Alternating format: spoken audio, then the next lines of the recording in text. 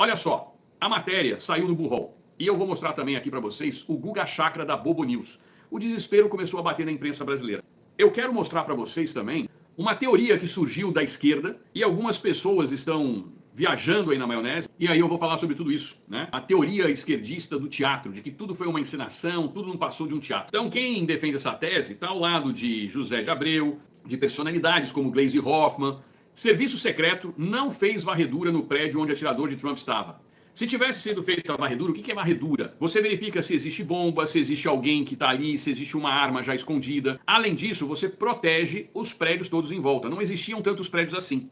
A pergunta que não quer calar e que eu vou fazer a vocês aqui. Quem é que comanda? Está na responsabilidade de quem o serviço secreto interno que protege presidentes, ex-presidentes, o pessoal da campanha? Ele é comandado pelo próprio Biden. E ele que nomeia ou retira o diretor ou a diretora, no caso é uma diretora. Quer dizer então que o adversário faz um grande teatro e uma armação com o serviço secreto comandado pelo próprio Biden. Não tem lógica. Falar que foi um teatro comandado pelo Trump, mas porque beneficia quem? Beneficia o próprio Trump. Depende do ponto de vista. Se a bala tivesse atingido em cheio, beneficiaria quem? O Trump, que estaria agora em outra órbita? É isso?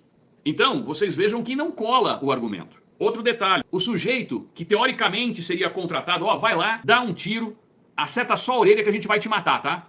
O sujeito tinha 20 anos, não tinha experiência com arma, comprou a munição no mesmo dia ou no dia anterior, se não me engano. E aí, você vai colocar na mão de uma pessoa inexperiente que foi recusado no clube de tiro da escola. Ele sofria bullying no clube de tiro da escola por ser considerado um péssimo atirador. Então, eu vou contratar um cara, colocar um baita de um instrumento, que você já sabe que eu vou falar o nome aqui, na mão, com munição 223, para ele acertar a minha orelha. Agora, é muito mais lógico eu imaginar o serviço secreto não falhou, mas relaxou de propósito, não fez a varredura, não se preocupou com a segurança, porque tinha interesse de que o Trump fosse eliminado. Afinal de contas, quem é que está na frente nas pesquisas? Então, o favorito da corrida é óbvio que não vai querer atentar contra a sua própria vida, ou pelo menos fazer um teatro, como estavam dizendo. Afinal de contas, o Joe Biden foi um desastre há cerca de algumas semanas, 2, 3 semanas, no debate com ele mesmo. Então, cair nessa armação de esquerdista e pensar que isso foi um teatro do Trump, porque isso o beneficia porque ele não está no caixão. Porque se ele tivesse no caixão agora, qual que é o benefício que estaria trazendo para ele?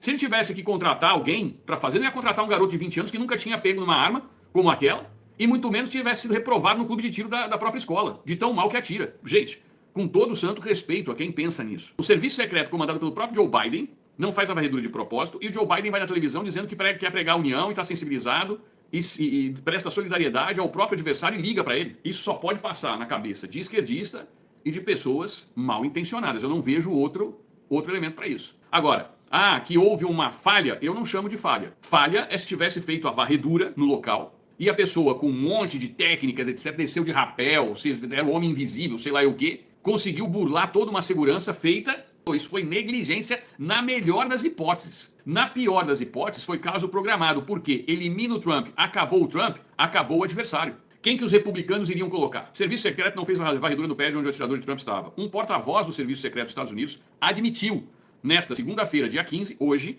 que não foi feita uma varredura no prédio onde o atirador de Donald Trump estava. O ex-presidente republicano foi alvo de um atentado no sábado durante um comício na Pensilvânia, mas teve apenas ferimentos na orelha. O Serviço Secreto usou policiais locais para garantir a segurança no prédio. Um porta-voz confirmou à CNN que durante o comício deveria ter havido agentes postados naquela área, mas não soube explicar a posição exata nem dizer qual policial estava responsável por cuidar do local. Outra fonte com conhecimento sobre o serviço secreto citou patrulhas móveis como parte de alguns planos operacionais. O nome do porta-voz não foi informado pela emissora. Olha só, vocês conhecem essa figura aqui? Aqui nos Estados Unidos, a gente tem a informação de que supostamente, eu vou dizer uma coisa para você, Elaine, consolidada a imagem messiânica de Trump. E aqui vocês vão entender o desespero da imprensa esquerdista brasileira. Ataque contra o ex-presidente afastou do noticiário temas como os problemas da campanha de Biden e pode impulsionar sua vantagem na eleição de novembro.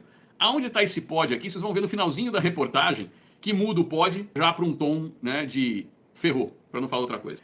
O impacto da tentativa de assassinato de Donald Trump é gigantesco. A imagem dele com a orelha ferida e o punho em riche entrará para a história. Não entrará, já entrou.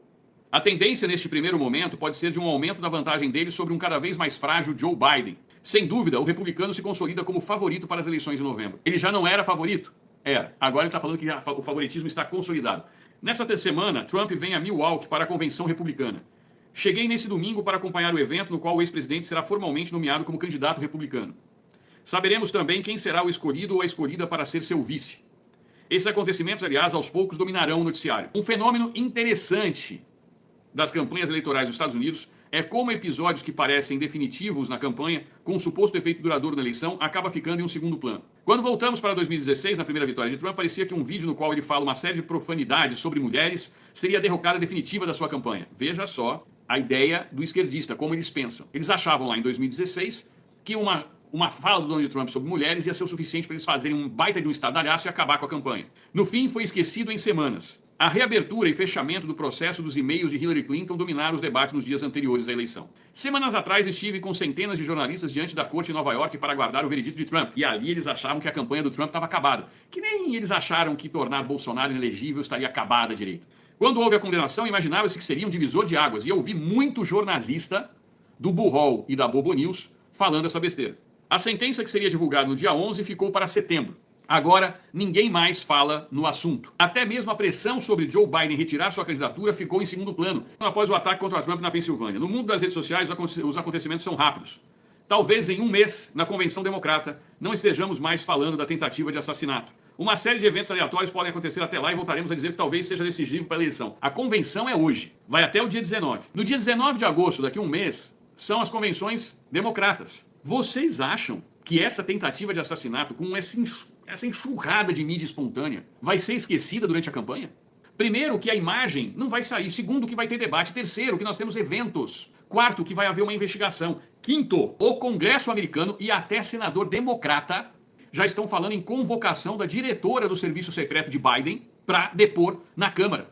No fim, mais do que episódios independentes, o que vale são os efeitos cumulativos ao longo da campanha. Biden inevitavelmente passou a ser visto como frágil e inviável. Será difícil reverter. No caso de Trump, os efeitos cumulativos operam em duas vias. Na primeira seria a sequência de problemas dele na justiça. A aposta dos democratas era de que essa tendência prevaleceria e o republicano seria enfraquecido.